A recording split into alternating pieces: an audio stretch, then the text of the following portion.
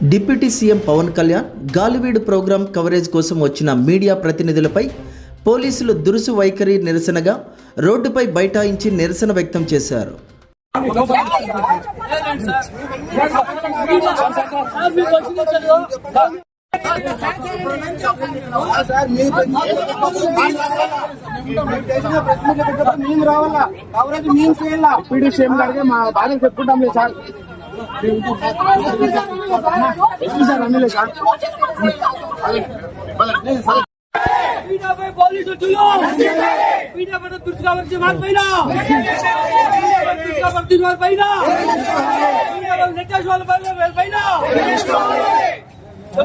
అక్కడ చూపించా కూడా సార్ అనుకున్నా మీకు తప్పదని